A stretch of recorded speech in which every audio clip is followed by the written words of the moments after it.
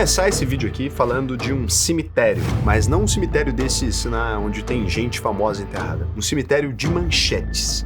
E essas manchetes, elas vão mudar a forma como você enxerga o principal criptoativo do planeta. Então vamos lá? Now the new currency is growing in popularity. It's even been called the future of money. The Bitcoin is not controlled by a government or a central bank. It is a completely virtual currency traded on the net. But it can create very real wealth. The BBC's Alistair Leithat explains. Bom, existe um site chamado Bitcoin Deaths. O que ele faz é uma coisa que eu acho extremamente inteligente, né? Ele vai catalogar cada vez que alguém importante declarar o Bitcoin como morto. Cada vez que um jornal grande, um banqueiro famoso, um economista premiado sentou e falou, cara, hoje eu vou escrever aqui X linhas do porquê que o Bitcoin vai dar errado, prometendo que esse seria o fim da criptomoeda. Já foram 470 vezes desde 2010, ou seja, só 2 anos depois que o Bitcoin foi fundado.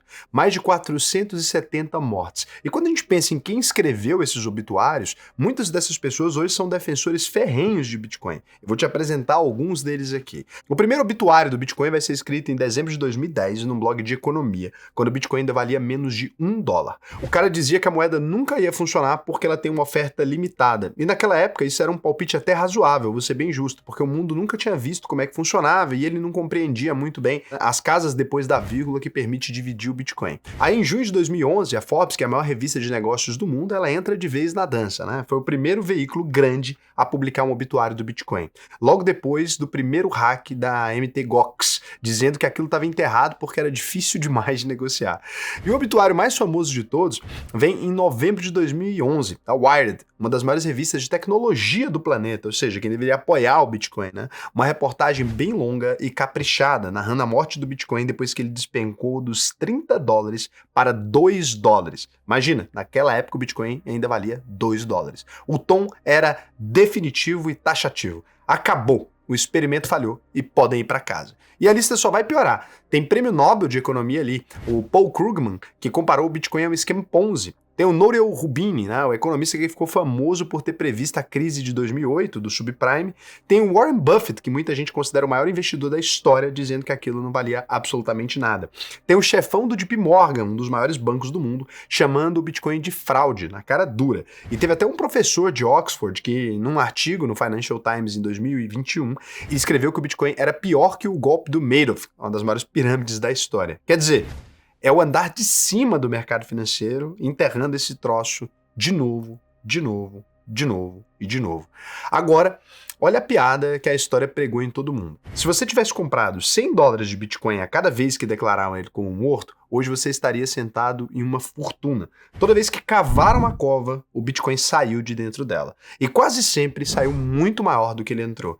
Mas tem um dado aqui que me deixou pensativo quanto a isso, né? E é com ele que eu queria tentar abrir sua cabeça aqui. Em 2025, pela primeira vez desde 2010, não saiu nenhum obituário do Bitcoin. Nenhum. O ano inteiro. 15 anos de gente enterrando o Bitcoin toda hora e, de repente, silêncio. Parece que o mundo finalmente tinha aceitado que ele veio para ficar. Mas aí entra o ano de 2026 e mal virou o ano e os obituários voltaram todos de uma vez. Porque no momento exato em que eu estou aqui gravando isso, o Bitcoin está caindo de novo. Ele bateu a máxima histórica de $126 mil em outubro de 2025 e hoje, enquanto eu gravo, ele está na casa dos 60 mil. Quase metade do valor evaporou em poucos meses. E os mesmos jornais que antes tinham ficado quietos, né, agora eles voltaram a cavar a cova, com a pergunta de sempre. E se dessa vez for diferente? E se aquele silêncio de 2025 era só aquela calmaria antes do paciente morrer de vez na UTI, né? Todo mundo conhece essa história. Tem alguém internado, a pessoa melhora um pouquinho e aí ela acaba falecendo. Tem até nome para isso na medicina. Olha, eu sei que não é a frase que todo mundo vai querer ouvir aqui. Quem tá comprado quer que eu jure que o Bitcoin vai para a lua. Quem odeia quer que eu diga que o Bitcoin é um golpe. E eu não vou fazer nenhuma das duas coisas nesse vídeo aqui. Porque essa pergunta de o Bitcoin vai subir ou cair, ela é extremamente rasa. Quem te promete essa resposta com certeza no olho, geralmente está vendendo alguma balela. A pergunta que vale a pena a gente fazer aqui, ela é outra, né? Por que esse troço continua vivo mesmo depois de apanhar tanto? Como é que ele sobreviveu a algumas das maiores quedas da história financeira moderna e ainda está aqui de pé para contar a história com milhões de fãs. E antes de qualquer coisa, eu preciso ser honesto com você, porque é assim que a gente trabalha aqui no canal, né? Eu tô em claro conflito de interesses aqui. A UVP tem um negócio ligado à criptomoeda, e eu vou falar, inclusive, desse produto um pouco mais para frente. Então, desconfia de mim, questiona o que eu digo, e fica até o final, porque eu também vou falar bastante coisa contra o meu próprio bolso também nesse aspecto. A gente vai passar por 3 fases nesse vídeo, né? Na primeira, eu vou te explicar por que o Bitcoin balança feito maluco. Depois a gente dá uma volta nesse cemitério e vê de perto as vezes que ele pareceu morto. E no final, eu vou te mostrar como participar dessa história sem ser cuspido para fora dela no meio do caminho. Fica até o final aí, porque eu vou te entregar uma reflexão que vai mudar o jeito que você enxerga o Bitcoin, mas também vai mudar a forma como você se enxerga como investidor.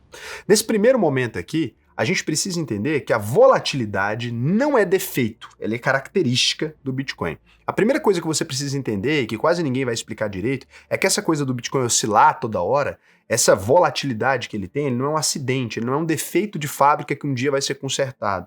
É como ele foi feito por dentro e de propósito. Deixa eu te explicar o que é volatilidade, porque eu não quero pressupor, né, que você saiba nada disso aqui. Volatilidade é o tamanho desse solavanco. Quando a gente diz, por exemplo, sobre volatilidade, você poderia usar como referência o fato de que quando um carro está em uma estrada extremamente bem asfaltada, não tem volatilidade nenhuma. Quando ele vai para uma estrada de chão, ele vai costumar fazer aquele movimento assim. Então é quanto o preço de uma coisa sobe ou desce num curto espaço de tempo. A poupança tem volatilidade quase zero. Ela quase não vai se mexer, né? E também não vai render quase nada. O Bitcoin é o oposto. Ele pode cair 10% numa semana, pode subir 10% na outra, e ninguém nem levanta a sobrancelha. Todo mundo só começa a se preocupar depois dos 30. E por que ele é tão elétrico assim, né? Por causa de umas 5 coisas que acontecem todas ao mesmo tempo. Vamos pensar em cada uma delas aqui. A primeira coisa é que o Bitcoin tem uma oferta limitada. Só vão existir 21 milhões de Bitcoins no mundo. Nunca mais do que isso. Está escrito no código desde 2009 e ninguém muda, nem que queira. Imagina uma cidade onde só existem 21 casas e onde é proibido por lei construir qualquer outra casa nova. Quando muita gente quer morar lá, o preço dispara. Quando todo mundo resolve vender no mesmo dia, ele vai despencar. Porque não dá para construir uma casa nova para acalmar essa confusão quando tem muita gente querendo casa. E não dá para destruir nenhuma casa nova quando não tem mais gente querendo casa. Então, compara com o dólar, por exemplo. Quando o governo americano achar que precisa, ele pode imprimir mais. Então o Bitcoin não tem esse botão, né, de criar mais Bitcoins. A quantidade ela é travada. E a única coisa que pode se alterar ali para ajustar quando a procura por Bitcoins muda é o preço. E o preço ele se ajusta na porrada. A segunda é o tamanho do mercado. O Bitcoin parece gigante, mas perto dos mercados de verdade ele ainda é muito pequeno. O Bitcoin inteiro vale hoje algo como 1,3 trilhão de dólares. Parece muito, mas muito dinheiro mesmo, né? Mais ou menos que a fortuna do Elon Musk, por exemplo. O ouro do mundo vale mais de 10 vezes isso. E o mercado de ações americano faz o Bitcoin parecer um carrinho de pipoca na frente de um shopping aí, um shopping de cidade pequena. E aí vem a sacada. Quanto menor a piscina, maior a onda. Quando um cara grande pula dentro ali, vai água para tudo quanto é lado. No mercado pequeno desses, um player, né, um jogador sozinho, ele consegue mover o preço para todos os lados. Ele entra com tudo, o preço voa. Ele resolve sair, o preço afunda. E essa água balançando molha todo mundo que está nadando junto, né? Não tem como alguém ficar seco no meio dessa história. A terceira coisa que tem um impacto significativo no Bitcoin são os especuladores. Tem muita gente no Bitcoin que não tá nem aí para tecnologia, para liberdade financeira, para nada disso, né? A pessoa tá ali só para apostar se sobe ou desce até sexta. Igual quem joga no cassino. E para te mostrar isso na prática, tem uma ferramenta que eu acho muito boa, o índice de medo e ganância, ou o Fear and Greed Index. Ele é um termômetro que vai de 0 a 100 e mede a emoção do mercado de criptomoedas. Lá embaixo, perto do zero, é medo extremo, todo mundo apavorado, vendendo, correndo. Lá em cima, perto de 100, é ganância pura, todo mundo eufórico, comprando, achando que vai ficar rico amanhã. Sabe em quanto está esse termômetro hoje? Quando o Bitcoin está caindo? Está em 34, a zona do medo. O mercado está com a mão tremendo. E é justamente esse povo nervoso que vai jogar a gasolina na queda. Por quê? Corre todo mundo para a porta ao mesmo tempo para sair. Então se já tinha gente vendendo, tem agora gente vendendo porque tem gente vendendo. E a coisa vai ficando cada vez mais caótica. A quarta, e essa é a coisa mais importante hoje em dia, é o cenário macroeconômico. Principalmente os juros lá dos Estados Unidos. Aqui eu preciso parar um meio segundo porque é o ponto onde mais gente erra feio. O juro americano funciona como a gravidade dos investimentos do mundo inteiro. Quando os Estados Unidos estão pagando um juro alto e seguro nos títulos do governo, o dinheiro do mundo todo é puxado para lá. sai do arriscado e corre para a segurança, porque ninguém quer correr o risco se dá para ganhar bem sem correr risco nenhum. Então assim, olha, se os Estados Unidos, que é os Estados Unidos, está pagando 5% aqui sem risco, para que eu vou me arriscar para ganhar 10 ou 7, né? Eu posso ganhar metade disso sem fazer nada, ou posso ganhar 90, 80% desse valor sem fazer absolutamente nada. E qual é a coisa mais arriscada do sistema solar nesse caso aqui, né? O Bitcoin, tá lá em Plutão, né? Então quando esse juro sobe, o Bitcoin apanha. Quando o juro cai, sobra dinheiro e o mundo inteiro procurando o risco para render um pouquinho mais. Aí o Bitcoin respira. É importante você guardar o exemplo da gravidade na cabeça, porque ele vai voltar aqui várias vezes para explicar boa parte das quedas que eu vou te mostrar agorinha. A quinta coisa aqui são os grandes players, né? Os ETFs, os governos, as empresas colocando Bitcoin no caixa. Essas daqui eu vou explicar a fundo mais para frente, porque foram elas que mudaram o jogo nos últimos 2 anos e mudaram de um jeito que merece um capítulo só para elas. Junta tudo aí numa coisa só. Oferta que não estica, mercado pequeno, um monte de especulador emotivo apertando o botão de pânico, sensibilidade total ao humor do dinheiro global e os gigantes entrando e saindo com bilhões toda hora. E o resultado é um ativo que sobe igual foguete e cai que nem tijolo. Isso não é o Bitcoin quebrado, é o Bitcoin sendo exatamente aquilo que ele deveria ser por natureza, uma moeda livre e descentralizada. É essa balançada do Bitcoin, né, essa volatilidade que vai atrair muita gente ao mesmo tempo para o Bitcoin, mas que também vai tirar muita gente do Bitcoin. Tem gente que aguenta o tranco, entende que o Bitcoin é assim e ganha dinheiro toda vez que ele oscila para baixo ali comprando. Quem não aguenta essa oscilação acaba comprando no topo, porque fica com medo de ficar fora do Bitcoin. E aí, quando tá todo mundo apavorado, essa pessoa jura que nunca mais vai ficar com Bitcoin e acaba vendendo com prejuízo. Agora que você entendeu por que o Bitcoin balança, eu vou te levar para dentro do cemitério e vou te mostrar de perto as 5 vezes em que pareceu que o Bitcoin realmente tinha morrido para sempre.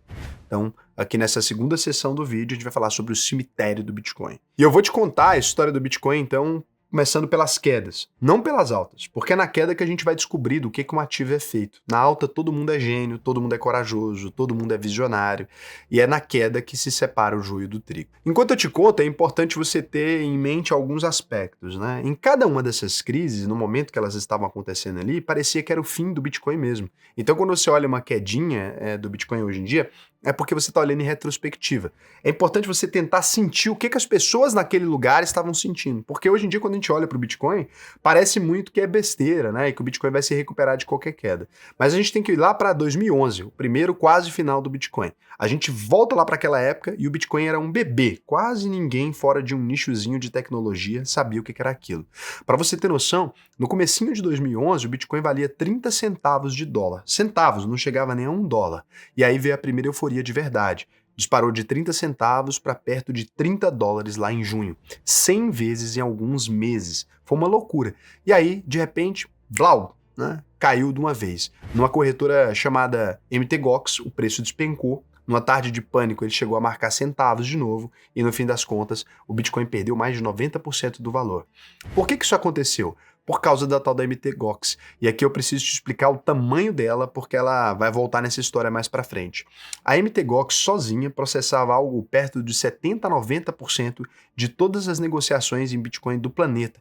Imagina, era quase o mercado mundial inteiro passando por dentro de uma empresa extremamente mal administrada, num porãozinho lá no Japão. Hackearam as contas, despejaram a moeda roubada de uma vez ali no mercado e o preço foi pro buraco, né? Imagina, todo mundo vendendo as casas ao mesmo tempo, naquele exemplo que eu te dei lá atrás. Naquele momento, para quem tava ali dentro, era um enterro, né? Um brinquedo de net que durou um verão. Só que o Bitcoin levou quase 2 anos, juntou os caquinhos e voltou a furar aquele topo de $30. Foi a primeira morte, a primeira volta por cima, e aí você pode anotar o placar aí, porque o Bitcoin vai sobreviver mais vezes. Aí a gente vem aqui para 2013, e esse é um ano importante porque foram 2 crises seguidas. Muita gente acaba não lembrando disso.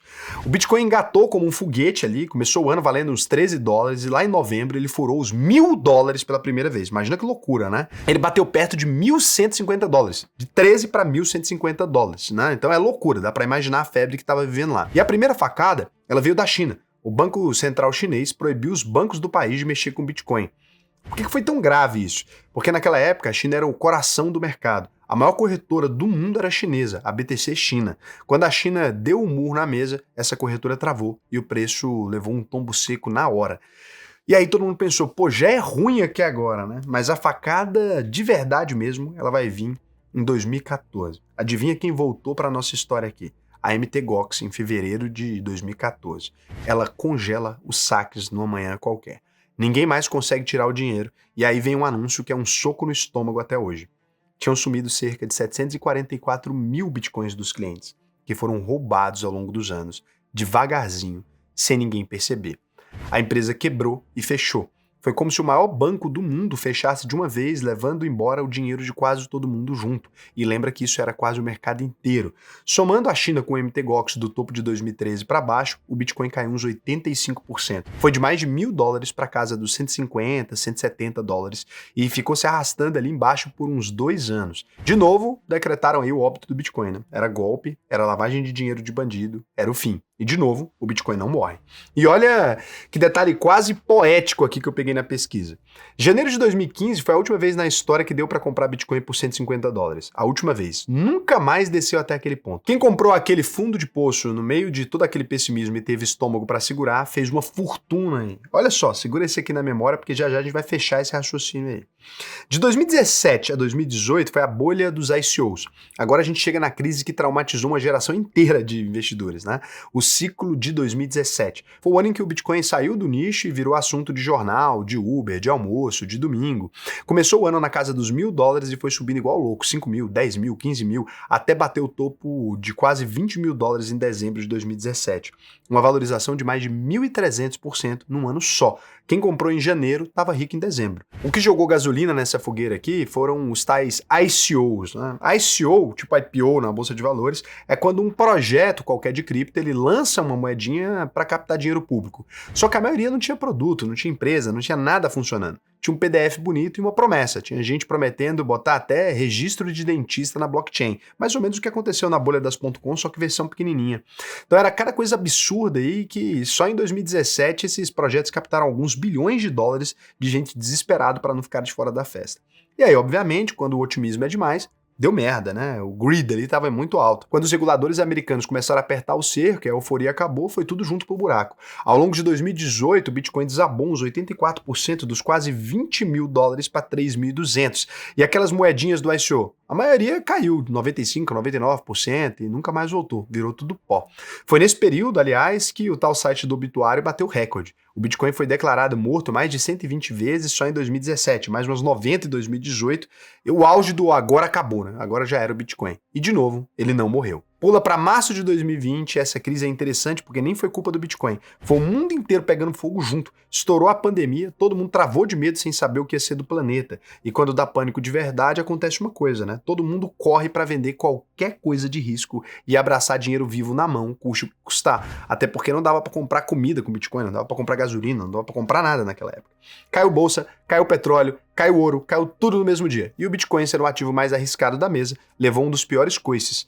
No dia 12 de março, que ficou conhecido como Quinta-feira Negra, ele despencou quase 40%. Saiu da casa dos $9 mil e furou para baixo dos 4 mil. Bateu uns 3.850 dólares em horas, não foi nem um mês. E já tem vídeo nessa época aqui do canal da gente comprando mais Bitcoin nessas quedas, né? A gente chegou a comprar bastante Bitcoin. Se quiser escrever Investidor Sardinha, Bitcoin aí nos vídeos mais antigos, eu tenho muito orgulho de ter dito que esse era um excelente momento para comprar. Foi brutal, foi rápido, foi um terror ali para quem estava posicionado. Só que adivinha, em algumas semanas ele tinha dobrado de preço e terminou aquele ano de 2020 perto dos $29 mil. Máxima histórica nova, mais alto do que tinha sido em 2017. Lembra da gravidade dos juros que eu pedi para você guardar? Pois é, naquela época os juros foram para o chão no mundo todo. Os governos imprimiram dinheiro feito louco para socorrer a economia e esse mar de dinheiro saiu correndo atrás de risco. A gravidade ficou frouxa, taxa de juros baixa e o Bitcoin voou. 2021 e 2022 foram os anos aí da Terra Luna e da fraude da FTX. Então, agora a gente chega na ressaca mais pesada de todas aqui, o ciclo de 2021 e 2022. Em novembro de 2021, o Bitcoin bateu o topo daquele ciclo, perto dos $69 mil. Era o rei do pedaço, empresa botando no balanço, o país inteiro adotando como moeda oficial, NFT, figurinha de macaco para todo lado, euforia, todo mundo se achava gênio dos investimentos. Aí como que o cenário muda? Primeiro veio a gravidade de novo, né? Os Estados Unidos começaram a subir os juros com força para brigar com a inflação que tinha disparado.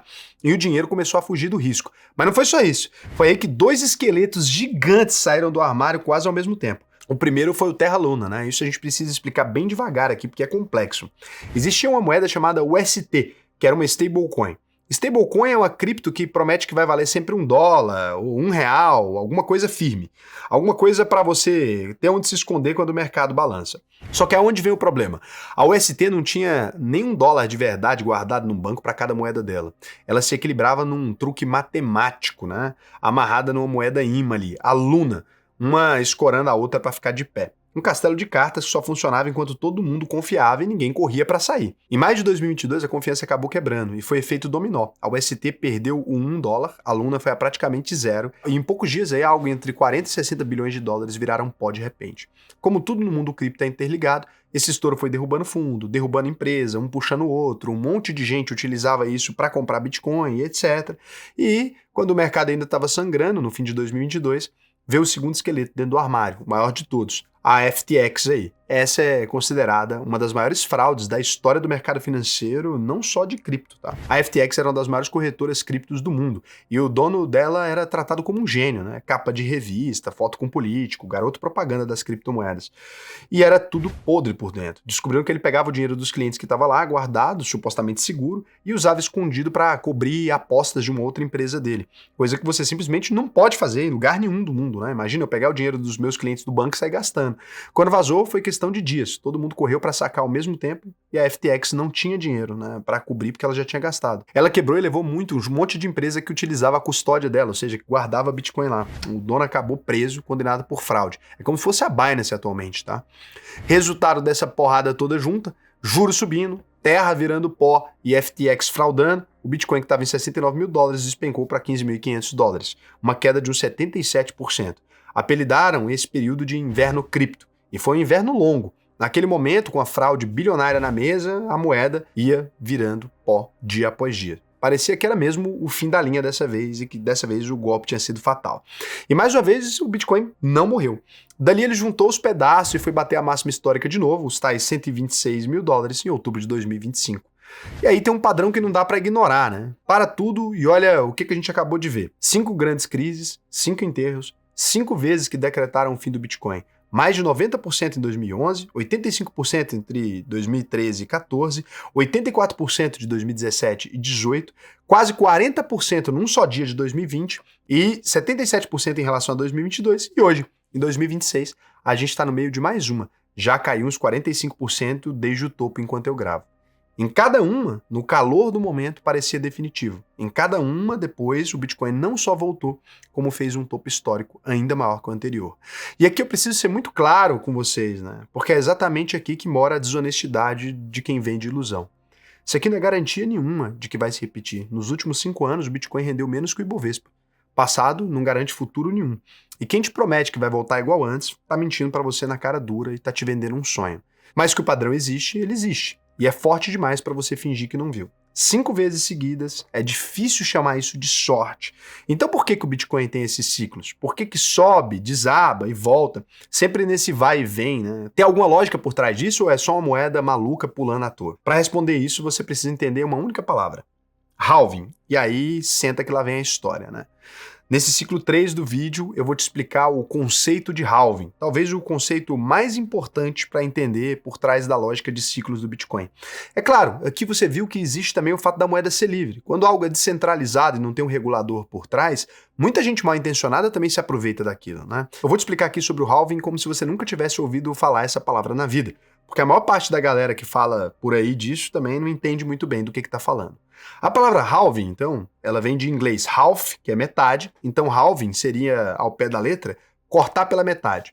Mas cortar o que pela metade, né? Primeiro, você precisa entender de onde vem um Bitcoin novo. O Bitcoin ele é criado por um processo chamado de mineração. E não tem ninguém com a picareta cavando Bitcoin. São computadores potentes resolvendo continhas matemáticas complicadas para validar e organizar as transações da rede para garantir que não tem ninguém trapaceando.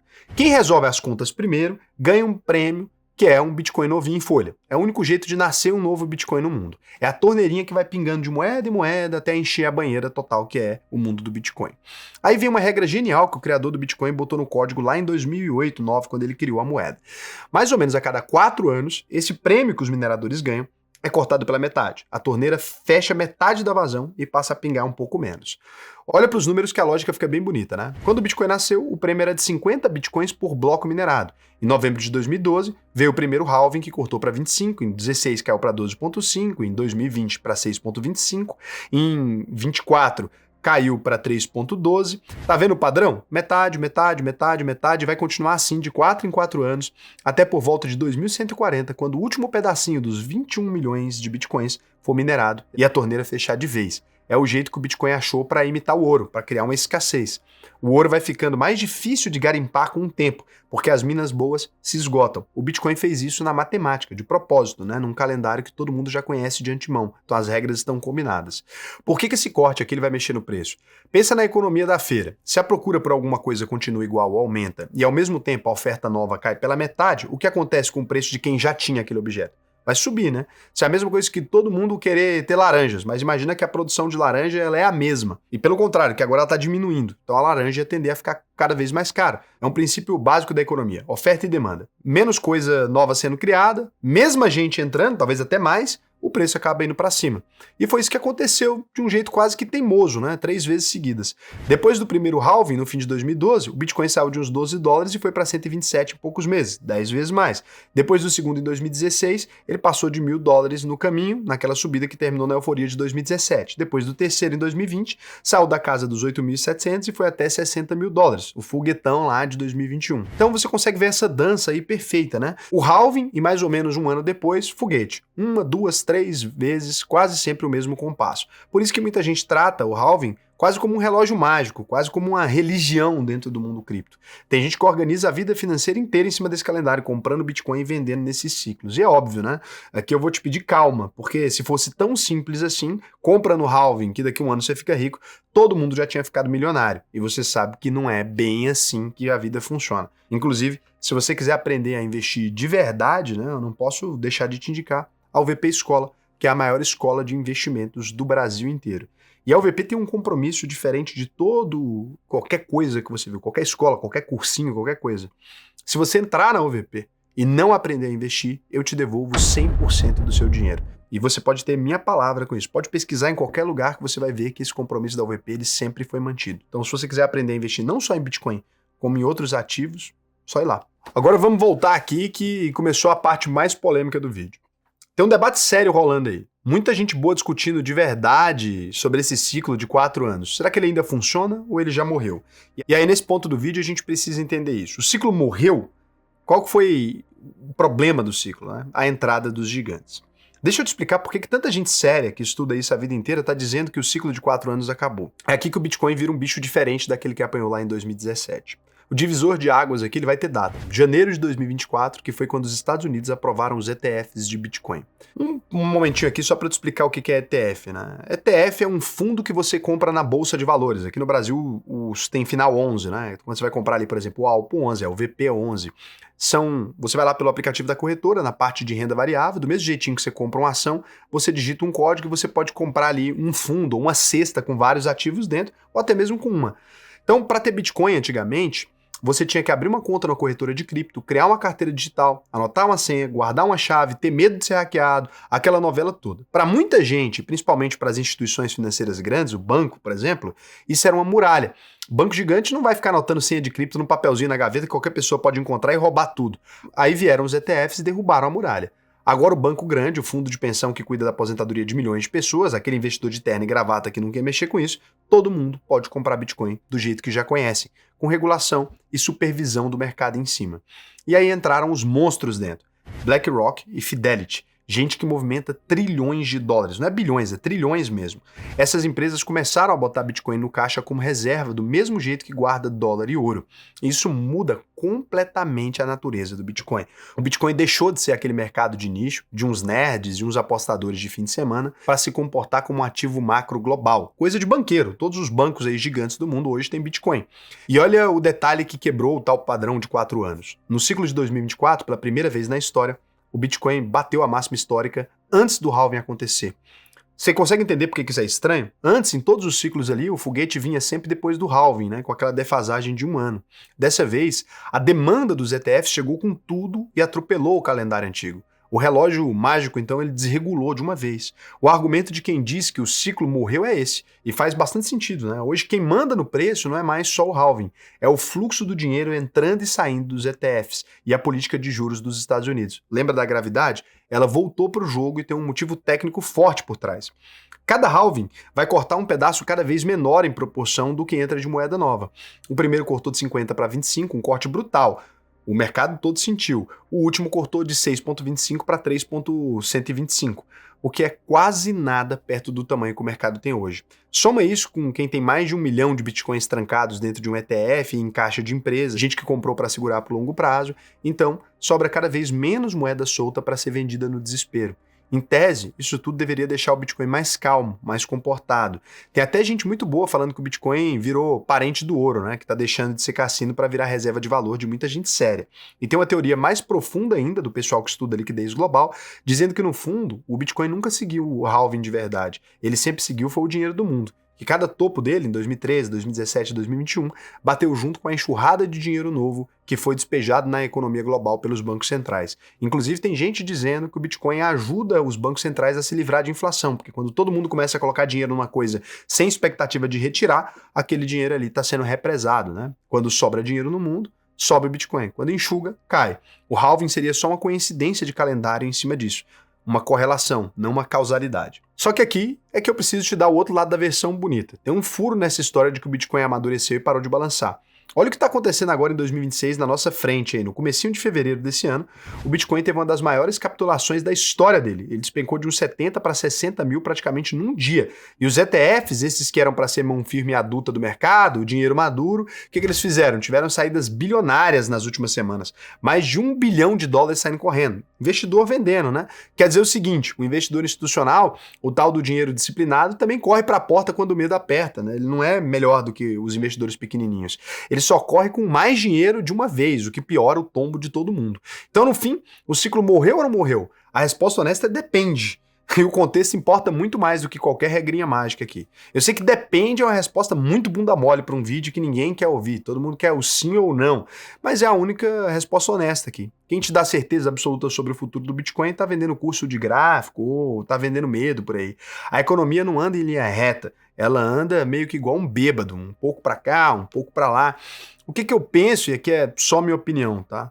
O Bitcoin não deixou de ser volátil. Ele só trocou os motivos da volatilidade. Antes ele balançava por causa de hacker, de corretora quebrando, de euforia nerd em fórum nerd. Hoje ele balança junto com o humor do mundo todo, com a decisão de juros lá dos Estados Unidos, com a entrada e saída dos gigantes. Então o Bitcoin cresceu, ficou gente grande, mas continua sacudindo o investidor que não está preparado. E é por causa disso que a gente precisa falar agora da parte mais importante de todas para você. Como é que você pode se posicionar no Bitcoin sem se machucar no caminho? Então eu vou te falar uma coisa que pode parecer contraditória à primeira vista aqui. O Bitcoin pode continuar existindo por décadas e dar muito certo. E ainda assim ser um investimento completamente inadequado para você. Pensa comigo. Uma coisa é você acreditar na tese do Bitcoin, achar que ela faz sentido, achar que ele tem futuro. Outra coisa bem diferente é conseguir dormir tranquilo com ele na sua carteira, né? Aguentando ver metade do seu dinheiro sumir numa semana, sem entrar em pânico e sem fazer besteira. São duas habilidades completamente diferentes, né? Uma é acreditar e a segunda é muito mais difícil que a primeira. É nisso aí que a maioria das pessoas se machuca. O investidor comum, ele não perde dinheiro porque o Bitcoin é ruim, ele perde dinheiro porque compra no topo, quando o vídeo de influência tá bombando e todo mundo no churrasco falando que ficou rico. Imagina, eu tô fazendo esse vídeo durante a queda, mas ele não vai ser assistido agora. Acho que isso aqui não vai ter visualização nenhuma. E aí, quando tá no fundo do desespero, quando o jornal tá anunciando o fim, ninguém quer comprar Bitcoin. Então você vai comprar caro e vender barato, e ainda sair xingando a criptomoeda. É aquele seu primo que jura que o Bitcoin é golpe. Pois é, ele provavelmente fez isso em algum momento, né? Ele comprou caro e vendeu barato. Lembra dos números lá do cemitério? Quem comprou no fundo de 2015 a $150 e teve calma de segurar, fez fortuna. Quem comprou no topo de 2017 a $19 mil animado e vendeu apavorado no fundo de 2018 a 3 mil, se lascou feio. E é exatamente a mesma moeda, não tem diferença nenhuma. A diferença não está na moeda, está no estômago de quem segura. Então o jogo não é só se vale a pena ou não vale. O jogo de verdade é como você entra nisso de um jeito que a oscilação não te expulse no meio do caminho, te chutando para fora bem no pior momento.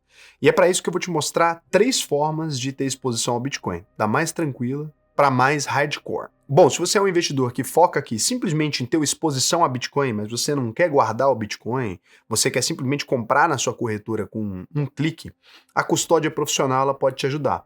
Tem muita empresa séria e regulada guardando Bitcoin hoje para você. Então, até o Itaú no Brasil, né? Diversas empresas internacionais também, Morgan Stanley, BlackRock, né? Para você que tem medo de perder a chave ou de qualquer uma dessas coisas, eu vou deixar aqui, ó, essa lista de ETFs de Bitcoins que são todos negociados na sua corretora aqui mesmo no Brasil. Se quiser também, do outro lado aqui eu vou deixar os ETFs americanos onde você pode investir. Todos eles têm vantagens e desvantagens, mas são mais ou menos a mesma coisa.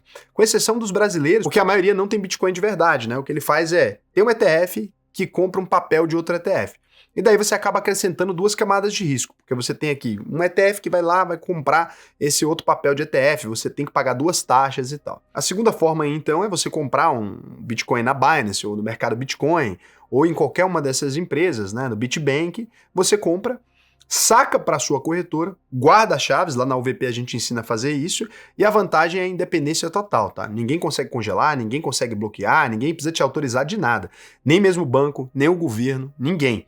O Bitcoin se torna seu de verdade. Esse é o espírito original do Bitcoin que nasceu na crise de 2008, justamente para fugir de banco e de governo. Mas aqui eu falo sério com você, né? Com grandes poderes vem grandes responsabilidades. Se você perdeu essa chave, acabou. Não tem esqueci minha senha, não tem nada disso, não tem suporte para ligar, não tem gerente para resolver aqui, o dinheiro evaporou. Tem gente que perdeu fortuna porque colocou no HD e jogou no lixo, sem lembrar que tinha Bitcoin ali dentro. Tem gente escavando lixão aí há anos tentando recuperar Bitcoins perdidos. Tem gente também que tinha Bitcoin em custódia de corretora, né, e acabou que o dono morreu e perdeu os Bitcoins tudo. Então tem de tudo, né? Quando você faz a guarda dos Bitcoins, é impossível que alguém roube. Se você esquecer a senha, se você perder a chave, acabou. E aqui tem a terceira forma, que é a exposição dentro de uma estratégia diversificada. A terceira forma vai ser a mais inteligente para aquele público que não quer ter que guardar o Bitcoin e está focando somente na rentabilidade dele. Ela não é sobre ter Bitcoin ou não, é sobre quanto ter de Bitcoin e junto com o quê. E eu vou te explicar aqui essa diversificação rapidinho, que é a base de tudo, tá? Diversificação é não botar todos os ovos na mesma cesta. É misturar coisas que não despencam todas juntas no mesmo dia. Então, em vez de pegar todo o seu dinheiro e jogar no Bitcoin puro, nessa montanha russa, você combina ele com renda fixa, com ações, com ouro, com fundo, cada coisa fazendo o seu papel ali. A ideia é que quando o Bitcoin está levando aquele coice de 50%, que a gente já viu acontecer tantas vezes, o resto da sua carteira ele vai segurar a barra e você não vai entrar em pânico, você vai ficar de pé, calmo, esperando a recuperação em vez de vender tudo no fundo chorando. Porque a gente tem que se lembrar sempre disso, né? O problema não é a queda, o problema é sempre aguentar essa queda e não vender na pior hora possível. E é justamente aqui que surgiram alguns produtos novos no mercado que tendem a atacar de frente esse defeito do Bitcoin, essa oscilação extrema que expulsa as pessoas boas no meio do caminho. Olha só o que eu pensei, por exemplo, e eu fui o estrategista por trás disso aqui. Eu criei um ETF de Bitcoin, mas não é um ETF qualquer. O ABTC11, ele funciona de uma forma completamente diferente de tudo que existe no mercado financeiro do mundo inteiro. Ele vai comprar ali sempre 70% da carteira dele em Bitcoin. Os outros 30% depende. Eu criei um índice e esse índice ele vai tentar medir se o Bitcoin está nas altas ou nas baixas. Durante os períodos de maior alta, quando aquele indicador de ganância estiver lá em cima, ele não vai comprar Bitcoin. Ele vai investir no Tesouro Direto brasileiro. O Tesouro Brasileiro tem hoje a maior taxa de juros real do mundo, mas quase sempre a gente está entre as maiores. Então o Brasil tem uma das maiores taxas de juros, que é emprestar dinheiro para o governo. Então ele vai ficar fazendo isso. O ativo mais livre com mais centralizado. Então ele vai ficar com 30% da carteira ali em tesouro. Assim que o Bitcoin começa a cair, ele vai colocando cada vez mais dinheiro em Bitcoin. Então 71, 72, 73, 74, 75% em Bitcoin. Até chegar no 100%. Se o Bitcoin começa a subir de novo, ele para de novo esse processo de comprar Bitcoin e vai fazendo caixa. Ele só compra durante as quedas e mantém durante as altas ali. Com esse índice, eu consegui melhorar muito a natureza do Bitcoin. Eu consegui diminuir a volatilidade, aumentando os retornos de longo prazo. Então, em quase todas as janelas que a gente estuda aqui, o ABTC ele cai menos que o Bitcoin, na verdade, em todas as janelas ele cai menos, e nas janelas de alta, depois dos ciclos, ele consegue subir mais. Isso porque ele acaba comprando o Bitcoin no momento certo. E a mensagem não é que o ABTC é a coisa mais perfeita do mundo. O ABTC11 ele é um produto para quem quer lucrar com o Bitcoin, mas também ter segurança de deixar ele na corretora. Você pode investir no ABTC por meio do Itaú, do Banco do Brasil, da XP, do BTG Pactual, da corretora que você preferir. Ele está lá na parte de renda variável, você vai digitar esse código, você tem que ter o perfil de risco para isso, né? Então tem que preencher o perfil de risco da sua corretora e você pode comprar no Nubank, no Banco Inter, em qualquer banco que você quiser e deixar a custódia lá. Esse trabalho de fazer isso automaticamente, ele vai fazer sozinho para você. E ele nunca vai mudar a metodologia porque ele é um ETF, ele é programado para isso. E o ABTC ele tem outros diferenciais, ele é o ETF de Bitcoin mais barato do Brasil, ele cobra só 0,39% de taxa de administração. Raul, o HODL cobra 0,20%. Pois é, mas aí ele investe em um ETF de Bitcoin lá nos Estados Unidos. O ABTC investe em Bitcoin diretamente aqui no Brasil. Quem faz a custódia pra gente é o BTG Pactual, que é o maior banco de investimentos da América Latina. Então, quando você investe em ABTC, você está pagando somente o 0,39% e não o 0,40% igual o HODL. É o único ETF de Bitcoin do Brasil que tem essa metodologia smart e que mantém os bitcoins de verdade na carteira. E a mensagem no fim de tudo é que não existe investimento sem risco, isso nunca vai existir, né? Foge de quem te promete. O que existe são formas diferentes de administrar esse risco. Quem te promete todo o lucro do Bitcoin sem nenhuma dor do Bitcoin está mentindo para você, sem dó. O ABTC ele vai cair quando o Bitcoin cair. Mas dá sim para escolher quanto de adrenalina você quer carregar na dose. E essa decisão ela é sua. E além disso, quanto de retorno você vai ter nas altas. Então, deixa eu amarrar tudo isso aqui para vocês. A gente começou esse vídeo lá no cemitério com uma pergunta: o Bitcoin vai acabar? E depois de andar por essa história, por todas essas mortes e voltas por cima, eu acho que já começa a fazer sentido para você que essa nunca foi a pergunta mais interessante. Olha o que a gente viu.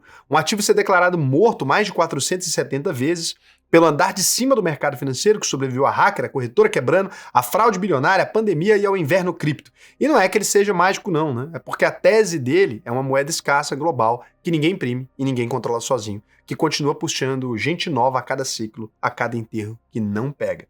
Mas a gente também viu o outro lado da moeda, um ativo que destrói sem dó quem não tem estômago, que pune o afobado, que premia o paciente, que sobe igual foguete e cai igual pedra, sem pedir licença para ninguém. E sabe o que mais me marcou aqui enquanto eu montava esse vídeo? É que entender o Bitcoin, no fundo, não é sobre adivinhar o preço do amanhã. É sobre entender você mesmo. É sobre saber com sinceridade se você é o tipo de pessoa que segura uma queda de 80% sem vender ou se você é do tipo que vende no fundo, chorando e jura que nunca mais. E não tem resposta certa para isso não, viu? Não tem resposta esperta e burra aqui. Tem a resposta certa para você, né? Pro seu perfil, pro seu sono, pro que te faz dormir bem de noite. Pensa nisso antes de comprar e antes de fazer qualquer coisa na vida, né? Então, no fim das contas, eu te devolvo a pergunta do começo de um jeito diferente. Se o Bitcoin continuar existindo pelos próximos 20 anos, qual a melhor forma de você participar dessa história sem ser expulso pela oscilação e pelas tretas do caminho, né? Pensa nisso aí com calma, me comenta aqui o que você achou. Sem euforia quando ele tá voando, sem pânico quando ele tá afundando, porque no fim, dinheiro de verdade não se faz adivinhando o futuro. Se faz reagindo ao que o presente entrega. Beijo pra vocês e até o próximo episódio.